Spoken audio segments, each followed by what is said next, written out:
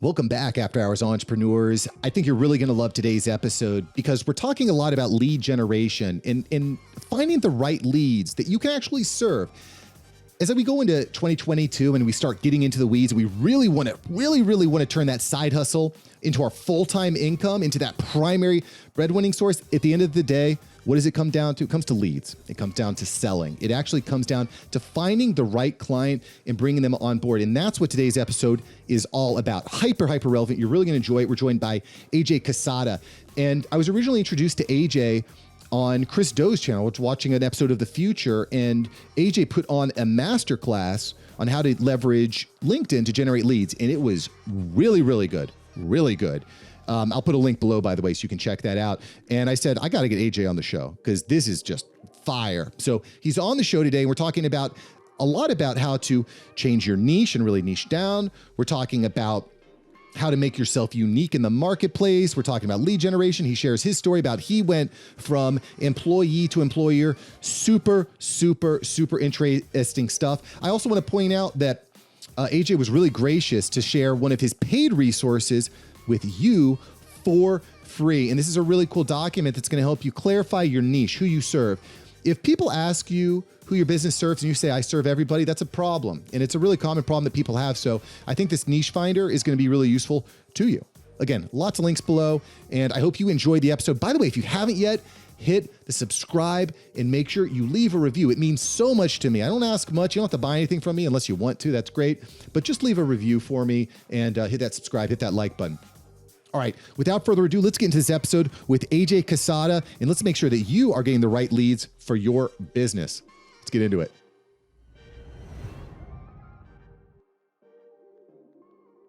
Super excited today to be talking with AJ Cassata, founder of Revenue Boost. Great way to generate new leads for your business. So let's just get right into it, AJ. How are you doing today? What's up? Doing great, man. Thanks for having me. Dude, pleasure's all mine. And you know, I saw you on The Future presenting to Chris Doe and all the people over there, and you had some really good points. I'll put a link in the description down here below, because if you haven't seen how to generate leads, he does a masterclass on generating leads through LinkedIn. Really good. But I'm going to talk about that and kind of expand, AJ. But before we get into all that good stuff, I just want to know a little bit more about how you actually got into digital sales. Tell me a little bit more about how you actually got into sales and ended up founding Revenue Boost. Gotcha, man. So how it started for me is I was 18 years old. I was in college. I didn't know what I was doing. I got an opportunity to work in like marketing and sales internship. Turns out like I had to do door-to-door sales and like sell house painting. But then I learned, I kind of built that up. Yeah. Oh man, that was like a best crash course on business I ever got. And I got it like just as a job opportunity, right? But 80% of people like quit 3 weeks after. Like all my comrades just quit, and because it's hard, man. That's like a really rough. There's cold calling and then there's door to door, and door to door is like the most brutal. So, but anyway, I remember, just as a side note, when I was on the come up, just a young hustler, young man. I joined a sales company that sells knives. Knives, like these really expensive knives, and that was really tough. Like after you've sold your parents and a few friends, that was it.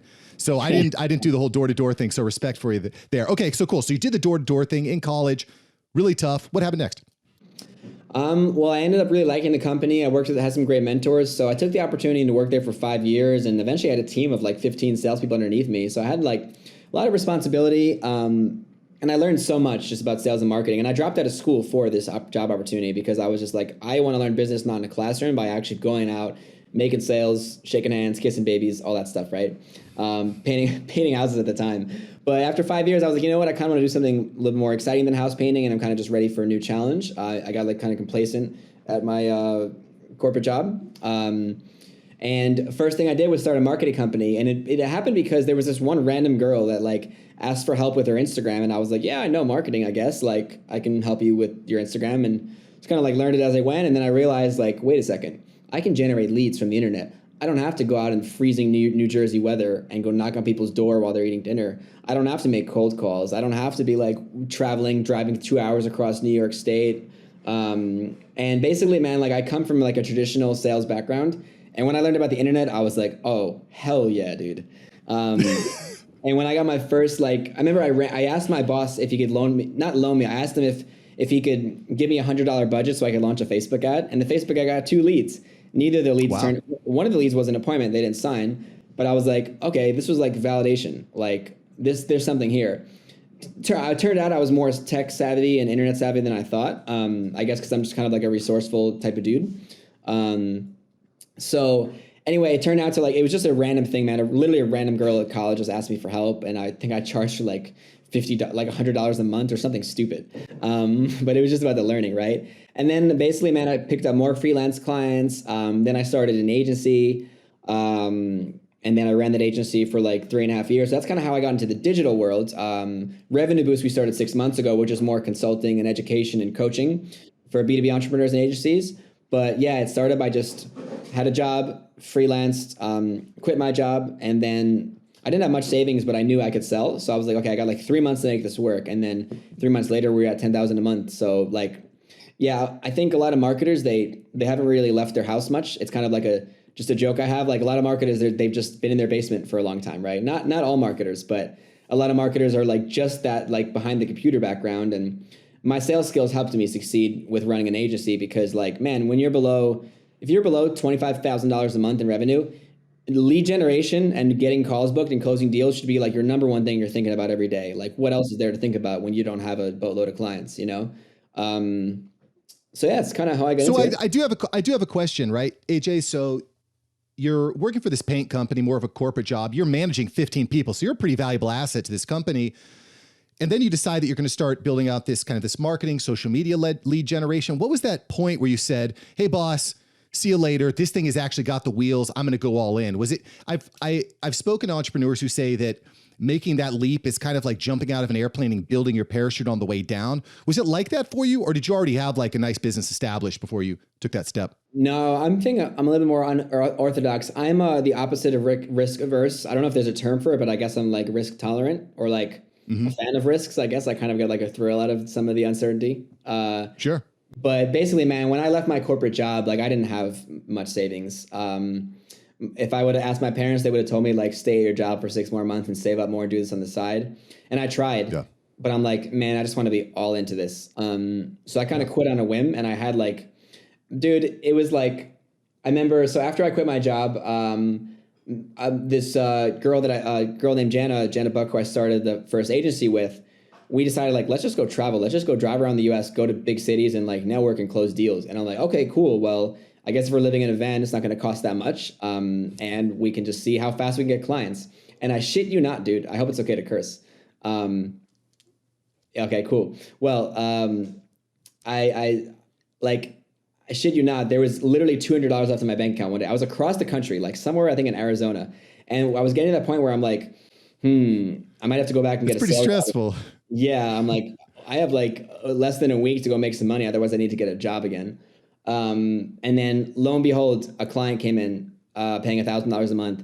Then 2 more clients called back from our previous email campaigns. We were doing cold emails at the time to get the agency started because we were just being super cost effective. And then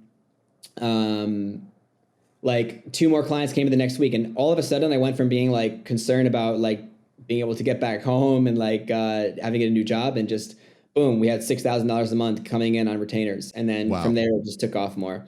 So it was really like almost like a movies type moment, right? Where like everything is like I'm on my wit's end, like the cold emails, like, you know, we're struggling, like we're getting meetings, but nothing's happening. And then it was like in a week, everything just changed. And then I ran with that. And then 6 months later, I flew out to Vietnam to run my agency remote and just built it up from there and started my current business, Revenue Boost, along the way.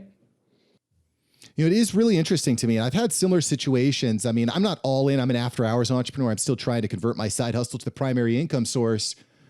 And lead generation is a big part of that. We're going to talk about that here in a moment. But right. I really have this feeling that like, once you have like a proof of concept, like, you know, that there's something there, it's really hard to straddle the fence. I feel like between your main breadwinning job and that side hustle, it just feels like you're split, and it's almost impossible to actually grow the side hustle. Like, is that the feeling that you had, or? Well, you know, I think it's a good question. It probably depends on who you are. I think some people they could definitely work 9 to 5, come home and work after. I think you have to consider your personality. Some like for me, man, I just like to be all into things, and I can take the Yeah. risk. So just because I kind of jumped out on a whim and like Hail Mary made it work and became successful with it, I wouldn't recommend it to everybody. I think if you're really like, especially like, dude, I was like 24 at the time, man. I didn't have kids, a house, a mortgage, none of that. So if you have that, like, don't listen to this advice, or maybe take something from it, but like, don't just go like quit your job right away if you're not prepared for it. So we always have to consider our situation. That's the thing about learning, when you hear like a quote online or like you listen to a YouTube video or a podcast, is like you have to consider your situation. So that was my situation. Yeah. I was young and I could take the risk.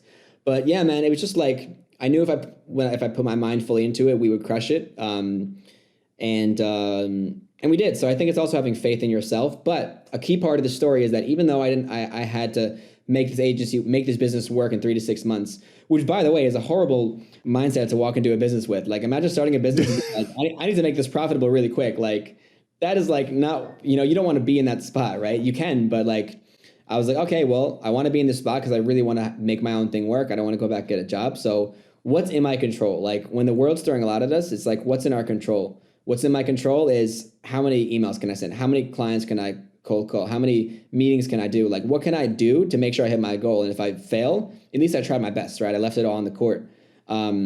So I just kind of, I always like thrived in kind of pressure or uncertain situations because I just focused on what I can control. Because why in the hell am I going to spend a minute thinking about what's not in my control? Like what value does that bring into my life? Worrying, what good has that ever done? Does that end wars? Does that start businesses? Does that like save people's lives? Like worrying is like probably the greatest killer because it stresses us out, which causes us to be more susceptible to like other, health issues. Right. So, I just try to focus on what I can control, and you got to consider your risk tolerance. You got to consider your responsibilities. But part of my situation is like I was already confident in my sales abilities. So if you're maybe a freelancer, a consultant, like a solopreneur watching this, you have like it's all about getting clients, right? So even though I left and started my business and I needed to make it work in a short amount of time, I was confident in my sales ability. And when you're confident in your sales ability, you feel this world of abundance because like, dude, if I lost everything tomorrow, I would just go out and freaking sell, right? And I would generate money like within the next week, no problem at all. Like I'd take a simple business idea or I'd restart my old business and I just know how to sell. I just know where to find leads. I know how to get calls booked. I know how to close deals. So that's why I say it's like a feeling of abundance because like when you learn the skills to be an entrepreneur, and selling is a huge part of that. That's why we created Revenue Boost to teach this. And that's why we're passionate about it. But when you have the skills to sell, like you feel like you can do anything. And especially when you learn marketing skills and you start to learn like business skills and management, like you're not worried about like tough times in your business always because you just know you can kind of build it back, You can always make more money, right? Always make more money. Exactly, man. Like once you learn how to sell, it's like, it's not that complicated. Like you have to get good at it. You have to learn buyer psychology. You have to learn, sharpen your communication skills. But at the end of the day, man, what is sales? You're finding leads, contacting them, getting meetings, closing deals over and over and over and over again. Right. So like, it doesn't really I would encourage everyone who's an entrepreneur who wants to be an entrepreneur just to become a student of sales, because that skill will get you farther than anything. And like you said, you can always make more money. But yeah, at the end of the day, like it's just more about having increasing your value. I kind of think like we all have a certain amount of value as a person, or let's say as in our career or as an entrepreneur, we have a certain amount of value. So when you raise your skills, you raise your value. That's why I feel like even if we lost everything, I got to stop saying it or I'm going to jinx it. But that's why I'm never concerned about that because I just know we could start something else if needed. Yeah. And I definitely think that there's a level of education to sales, but it's also a lot of practice. And I think that's where a lot of people come up short. They'll read a sales book and they're like, it's not working. And well, how many times have you actually pitched or actually refined it? But I do want to, you highlighted something, AJ, which I think comes up quite a bit. I talk to a lot of people, a lot of podcasters, speak to a lot of podcasters. One of the common questions I'll ask is, who do you speak to? Who's your fan base? And a lot of people, they don't really know. They'll say stuff like, well, this is for everybody. I hear that a lot. This is for everybody. That's not a good way to do sales, right? We got to reverse engineer it. So I want to hear a little bit from you about determining psychographics, this, and I think everybody is kind of aware of this, this avatar, create your own avatar thing. Sure, but one of the things that I find challenging is, a lot of times you might go into business thinking that your avatar is one thing and you serve one audience, but it ends up that you actually serve a different audience. So kind of walk me through this, AJ. How can we actually identify who the heck we should be selling to in the first place? Yeah, man. Well, I think it's a great question. And I would just want to say it's so important. Like, I'll just give a quick story. One of our clients doubled her revenues. She went from like 20-ish to now 50-ish monthly revenue. And literally we use cold email and LinkedIn, but a big part of it was picking the right niche, because we had email campaigns testing different niches, and one niche popped off, and same message, same copywriting, different niche. So that's the power. Meaning you just reach out to a different business, right? Meaning she was sending cold emails, but we had different campaigns targeting different industries, and one industry was way more responsive because they were more like of an underserved market than others. Right. So it could be like the food industry or pharmaceuticals or real estate. Yeah, got it. Exactly. So you've heard it before, the riches are in the niches, and it's one of those things you can change that can literally change your results overnight, right? Like I have to be careful saying this though, because a lot of people, they try a niche for 2 months, they quit and they try another niche, when really their sales process and their lack of lead gen skills was the problem. So you have to stick with a niche before jumping ship. But you want to really carefully choose your niche, because it can really like just be there's like uphill battles to climb, which is being in a really competitive niche with a non-unique offer. And then there's like blue ocean opportunities, the low-hanging fruits, right? You know the expression, I'm sure probably most people watching this do. Low-hanging fruits, like if you imagine this. Right, it's the easy stuff. You don't have to pull out a ladder to climb up to really, you're not finding the really hard, you're finding the easy sales, the easy leads, right? Yeah, the easy leads for sure, man. Because I mean, most entrepreneurs, most small businesses, even a successful small business, they don't have tons of marketing budget. They don't have tons of if you're a small business, you can't make a big wrong move. You could go out of business with that, right? That's kind of the tough thing about being a small business owner. So you got to look for the low hanging fruits and the opportunities that are like low effort, high impact. But yeah. And I will say, I do want to point out that when we talk about creating the right and crafting the right niche, that episode that you did with Chris Do on the future does a really, really good job of teaching you how to use LinkedIn to figure this stuff out. Right. Yeah. I am. So you brought up an interesting point here, AJ, about finding the right niche and doing some A/B testing with emails. Can you walk me through a little bit more how that looks for you? So let's say you've generated a list of real estate agents, maybe a list of lawyers, maybe a list of, food truck owners. How do you set up that email? Like, what are some important things that you want to put in that email drip campaign? Yeah, great question. I think I have an idea to go into that next. Can I touch on niche a little bit further for a second? Please. Yeah. Cool. So when we come to I think a lot of people are like, I know I need to pick a niche, or maybe some don't. I think, like you said, a lot of people still think they can sell everything to everybody. If you guys want the worst sales strategy ever, I'm going to give it to you for free right now. You don't have to give me your email or pay for anything. This is your free sales strategy that is going to get you nowhere. Sell everything to everybody. Unless you're Amazon. Hey, and Amazon started selling books, guys. They evolved, right? So when you start out, it's so much easier. The way I think about it is it's much easier. Like, imagine there's a pizza pie, right? And you have a bunch of people there. Imagine there's one pizza pie and there's like 20 people at this party and there's just one pizza. Like, everyone's fighting for that pizza, right? But imagine you're at a pizza party, there's two people there. You got more pizza than you can even handle, right? Like, you got some pizza to come back to later. So you can make. I like pizza a lot, by the way, so I don't know if that'll be enough. So definitely got to make sure you're not at this party. But but basically, it's much easier to become number one in a smaller space than it is to become even number 10 in like a huge space, right? So like, that's a good point.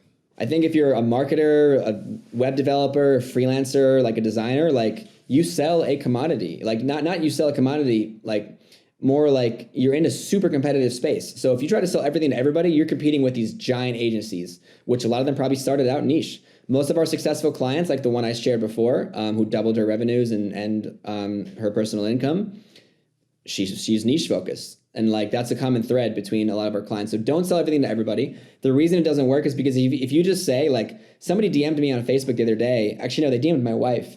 And they were like, hey, man, I sell, or not, hey, man, they said that to her, but hey, I sell funnels and email and website. And my wife responded and she showed me, because she works in our company too. And she was like, I keep asking him, like, what's unique? And he's like, oh, I do these funnels and email automation. And I'm like, dude, nothing is unique about that. Like, Is there a certain way you do it that's unique? Is there a certain niche you specialize in? Is there a certain, like, you know what I mean? So especially if you're in a competitive space, then you really need to figure out, like, how am I going to be different? And you don't always need to have a magical method of delivering your service. So one thing that we teach inside of our coaching is there's a few different ways to differentiate yourself. I call it the 3 layers of specialization. There's your niche, there's your service, and then there's your unique method. So you can become specialized. And again, the goal is to become focused, right? If we sell everything to everybody, A, it's going to be way harder to sell.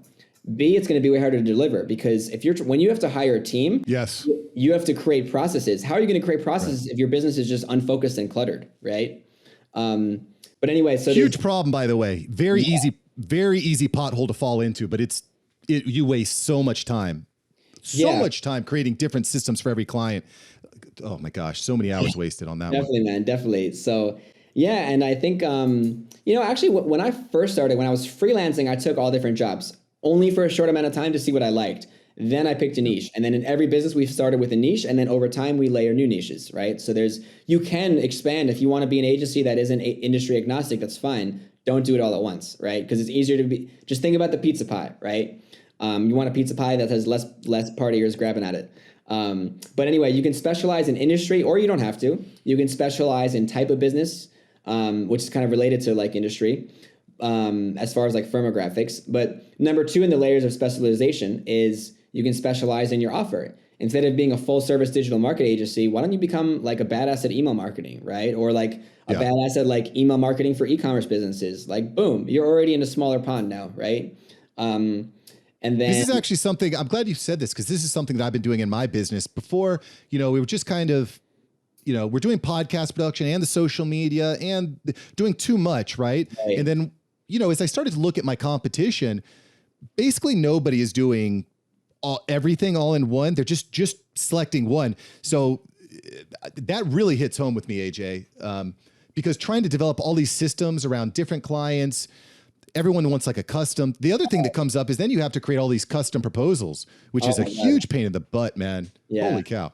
Yeah, for sure, man. Well, you know the pain, man. I mean, when you're a startup or small business, whether you consider yourself a freelancer, whatever you want to call it, time is your biggest problem, because you're doing every single job. That's not sustainable, and you have to be really efficient about how you use your time, especially if you have a full-time or a day job as well, But so basically these little like tips and tricks, really, like I was just talking about this in a podcast before this, but really, like, it's not about working hard. If you're working 80 hours a week, there's a problem, right? That shouldn't. Maybe there's times where you got to really grind hard, but generally, like, that's a broken system, right? So we get paid to think. We get paid for our ideas, right? It's like we all have 24 hours in a day. So people that are more successful than us in our field, they've used their time more wisely, which comes down to their thought process, their ideas, their strategy. Like, I feel like my days off are my most productive days because I get ideas for what to do during the week, because you have that, like, like that creative space, right? So anyway, I think, we have to be looking at, like, how can we leverage our time more? We only have so much time in a day. How can we get more done? And it's so funny because I was literally just talking about this on my podcast an hour ago. But yeah, so we got to just use our time wisely, which comes down to looking at the strategy. So that's how niche relates, because when you choose a niche that's easier, and now you're the specialist in this industry, you're the specialist in your offer, or you're a specialist in the third area of specialization, which is a unique process. So maybe you do email marketing, but you have a very nifty way of doing it that other people don't know. Now you're in a competition of one. If you have a unique method, you're in a competition pool of one. Like, that's amazing. That's a little bit harder to figure out. But there's multiple ways you can niche down. It doesn't just have to be an industry. And when you combine the two, so we have like a document, which I can share with your audience if you'd like. We have a document where you list out like different ways you could specialize and drill down your offer, your niche, your method to get more specific. And then you can combine the two. You can be the email marketing guy for e-commerce businesses. You could be the designer for like luxury car dealerships, right? So like, look how much smaller of a pizza pie you're dealing with now, right? And you just made the playing field so much easier just by making a decision. Like, of course you want to do some research when picking a niche, but think about that, right? Changing your niche is like changing your offer, or like running a new marketing campaign. Like, if it goes well, like it could transform your business. So I love these like little, that's why I love to talk about strategy, because strategy makes sure that our efforts are going to get the best results, right? Like if you think about climbing up a hill, imagine you climb up a hill, you climb up this mountain. I just watched 14 Peaks, that Netflix movie recently, which was epic. But imagine you climb up Mount Everest and then you find out like, holy shit, this view sucks. Like imagine it just wasn't what you wanted. And that's what strategy is. Strategy is making sure you're climbing up the right hill, right? Because we can all climb the hill, but putting in the 8, 10, 12 hours a day, it doesn't make you special. Everybody can do that. So your strategy and your thought process and like your approach, and which comes down to your skills and your understanding of business and how much you study and learn and, seek help from mentors, etc. But your strategy is what moves you forward. It's not your hours, because otherwise, like what Elon Musk, does he have more hours in a day than us? No, he doesn't, right? So I always have to think about these things. I think especially people that don't have a lot of time on their hands, like they just got to be thinking about time leverage, 100%. And I mean, with automation, computer AI, virtual assistants, team members all over the world, it's definitely doable. And I'll tell you what, the idea of, I definitely want to share this promotional document that you got here, this niche finder document. Sure. I'll put, AJ, we'll team up on that. I'll put a link down below so you can get your niche finding, niche locator document. Cause I do think that, if you're in the wrong niche, or if you're too broad, you're just, like you said, you're wasting your most valuable resource, which is time. I have another question, AJ. This is something that I've been thinking about recently, shifting topics a little bit, but I'm a huge believer in personal brand, right? Mm-hmm. I think that your online digital brand is probably becoming one of the most valuable assets that you have next to time. And I don't think that's going to change. It's just as the world gets smaller and smaller. But one of the things that has come to my attention is that there's some dangers to building your personal brand and incorporating your personal brand too much within your business, right? So I was talking to someone else. If you're trying to attract like a corporate client, it might be much harder if they see you as a small mom and pop shop with your personal brand, right? Am I off base, or do you think when you're trying to appeal to a corporate or business related client, it's okay to be personally branded throughout your business? Yeah, that's a good question. Well, no, your personal brand is always going to help. I mean, if you think about it, think about someone who has a really popular personal brand like Gary Vee. You think if your office gets a call or something like, oh, Gary Vee wants to speak on your show. You're like, heck yeah, dude. Yeah, but Gary has VaynerMedia and VaynerX and all these different, empathy wines, right? It's not like Gary. I mean, so yeah, I mean, it's interesting. Gary Vee, I think, is the perfect example of merging your personal brand together with your business. But, again, if let's say I'm going to, I don't know, the CEO of a business or a company, and I say, hey, I'm Mark from Mark's Savant Media. I'd like to produce your podcast, for example. If they've got 1,000 people under them, they might be looking for a larger house that has more assets and is more reliable, et cetera, et cetera. You know what I mean? Yeah. So, I mean, I think, think about it, man. How can you specialize, right? If you have a unique way for doing podcasts, that doesn't matter who they got in-house or what other agencies they're looking at, right? And I think I think there's a few sides of the conversation, but I think your personal brand will make you special. So imagine you're talking to someone who's a CEO of a 100-person company, and you're like, hey, I would love to help you out with podcasts and, A, B, and C. And they're talking to 3 other agencies, but you've got a killer personal brand. Maybe those other agencies have a little bit more operations, but they really like your brand. They've seen your work because, like you said, it's all digital, right? And you can say, hey man, I'm a sought out expert and I have a specialized way of producing this podcast and this is all I do and blah, blah, blah, blah, blah. Of course I'm just saying blah, blah, blah, because you have to, I don't know how to sell yourself, right? You know yourself better than me, but, I think I'm 6 foot. Yeah. I'm 6 foot. Blonde hair, blue eyes. I'm healthy. Exactly. Come and get me. No, don't. Yeah, definitely, man. So I think it for sure can help, man, because one thing I've learned is with corporate clients, reputation matters for sure. So if they're like, yeah. I mean, after I did that Future podcast, somebody from a company reached out to me to book me for a speaking gig on their thing. I think reputation for sure matters with those bigger buyers. Marketing directors at companies, CEOs, they still listen to podcasts, they still read books, they still read blog articles. So they might come across something that some of your material, show it to their boss, or maybe they're the decision maker, right? So I think it helps, man. But I think, we have to have a personal brand and a company, right? If we have either one, if you can only have one, it's better to have a company. I think, it kind of depends like it's hard to just say it's black and white, but generally I'd say if you were going to only pick one, pick a company. Like don't just have a personal brand and not a business. That's kind of like, you're not gonna be able to sell that. Or like if you're like sick or you want a vacation for a month, like what are you doing then? You know, unless you have like Right. passive income streams, right? But I think we're at Revenue Boost. We're really branding AJ and Revenue Boost. And I have 3 other coaches. People don't always know this because they see me out talking, but we have 3 other coaches, and we have a whole community and mastermind to support our clients, and to help them grow their business and work through, you know, different areas of growth. So yeah, I mean, I just want to keep branding Revenue Boost while leveraging my personal brand, because I think like I look at a business as a separate thing, right? So there's me, AJ, there's my brand, my personal brand, my reputation. And then the business is just like a thing. That's kind of how I look at a business. And I think that helps me not get stressed out, because there's kind of a point where I just say like, fuck it with things. Like if I'm having a really bad day or business isn't going well, I'm like, okay, my business is not my life. I have a life. I'm healthy. I have a wife. Like I have a really cute dog. Like everything's all good, right? So sometimes we feel like the world's crashing down if we have a bad day or a bad week at work.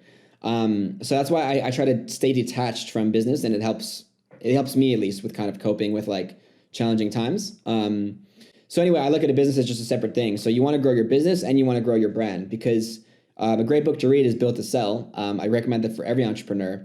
I read that before I started Revenue Boost, and it's about like building a productized, standardized business. And lo and behold, one of the things that the author says is pick a niche, pick a service you want to specialize in, pick one of the 2 or both of the 2. But yeah, I think there's a lot to be said about that, but I don't know what the future holds. If there's one thing I've learned about entrepreneurship and I guess life in general, is you don't know what's going to happen in 5 years. You don't know who your friends are going to be in 5 years. You don't know who you're going to like in 5 years. You don't know what your work's going to be. Like my interests have changed 5 years ago. I'm sure yours have too, right? So like, I don't necessarily want to say I'm going to sell Revenue Boost, but I want to build it in a way that's sellable, and a sellable business is one that's not reliant on one single person to keep it running. Because otherwise, why would you buy that business? You need that person there, you know? That's why a lot of people have struggled to sell their business. And I know maybe a lot of people watching this might be very early in their journey, but it is never, you should be thinking about your long-term plan like as early as possible, and be thinking about building a sellable business really. So like, even if you're like, well, AJ and Mark, like I'm only like just getting started with my business, like read Built to Sell and think about it now, because otherwise you can get in the trap later on of just being like a bottleneck. And like, sometimes I think people, their business runs them, they don't run their business. And it's ironic because I feel like we build our business to have lifestyle freedom partly, and to make an impact in many things. But at the end of the day, we build our business for financial time freedom, among other things. But meanwhile, most people like they build themselves a prison, right? Because they're the bottleneck. So never truly to think about that. Personal branding is for sure important, but keep like the company look at it just as a separate thing. Not only will that help you with like stress management, but it'll also help you think of it as like an object, and like how can you optimize and improve this object. Then the reason I said I don't know what's going to happen, what the future holds in 5 years, is because if in 5 years I want to retire or like have a mini retirement or just do something else, like I'd like to have the option to sell my business. And if I'm the dancing monkey at leading the top, it's not going to happen, you know? The point about building your own prison is something that almost keeps me up at night. And there's definitely been points in my business where I look at the way that the operations work and I say, if we keep going this way, the prison is going to be real, right? I'm going to be in freaking Guantanamo Bay in my my lab here. So I think like you said, identifying that. I'll put a link down below to the Built to Sell. One final question here, because we're running low on time, AJ. Revenue Boost. I just want to talk just real briefly about that. Revenue Boost is basically your group coaching program. It starts on Facebook in the Facebook group, right? Yeah. Tell me a little bit about that. Why should I click the button below to join the free Revenue Boost group there on Facebook? Well, I think you said one thing. It's free. Like basically we have a Facebook community, and doesn't cost anything to join. And we share like really valuable content. We have amazing, guest interviews. Like, we put a lot of effort into making this free group valuable. Someone named Sophia went from 0 and having a corporate job to $22,000 a month. She quadrupled her income and like changed her life just with our free mini course inside of our group. So we have a free mini course inside. I love giving value. I was inspired by Chris Do, and he gives out like so much value on his YouTube channel. Unbelievable. Yeah. So basically our strategy has just been to like give awesome free shit that really helps people. And then the rest kind of falls into place. There's more on our marketing plan than that. But anyway, we give a lot of really actionable stuff. I know a lot of times with like ebooks or coaching programs or courses, it's just kind of theory. But for us, like we share like exactly how we get leads, how we get meetings, how you can price your services, how you can find the right niche. So yeah, there's a lot of good stuff inside. And then if anyone wants to learn about our private mentorship or how that works, then they can just find me on Facebook inside the group and ask me about it. So Beautiful, yeah, beautiful. I'm sure you can put a link below, but it's B2B sales and marketing secrets. And yeah, lots of cool people and great discussions inside of there to help you scale and grow. Yeah, well, definitely. Listen, ladies and gentlemen, it's 2022 right now. One of your goals this year should be making sure that you're consuming the right material. So if you're just sitting there watching junk food TV on YouTube, stop. Start consuming the right type of content. And frankly, if you're listening to After Hours Entrepreneur, you're probably doing something right. So AJ, thanks so much for joining the show today, expanding on some of these concepts. Again, I also just want to share everyone, just lots of really relevant links below. You definitely want to watch AJ's masterclass on the future. It's completely free. And he breaks down LinkedIn lead generation like in a way I've never seen before. So AJ, thanks for joining the program today. Sure thing, man. Thanks for having me. Yo, thanks so much for listening to the episode today. I hope you took away some useful tips. I know I did, especially that homogenization between your personal brand, your business and selling and corporate. Really, really interesting stuff. And I hope you enjoyed. If you did enjoy, make sure you share this and tag AJ and myself. Let him know. Go to Instagram, go to LinkedIn. LinkedIn's actually where I'm being much more active. But anyway, share this out and let me know. And listen, go out and create something awesome and go out and actually make the leads happen. I really believe that if you get more confident in your niche, if you get more confident in your unique proposition, the sky's the limit for you. And I want that for you. You definitely want that for you. So anyway, thanks for watching and listening to today's episode of the After Hours Entrepreneur. Thank you for subscribing, by the way. Thanks for leaving a review. I will catch you here next time on the After Hours Entrepreneur. Go create something awesome. I'll see you next time. Peace.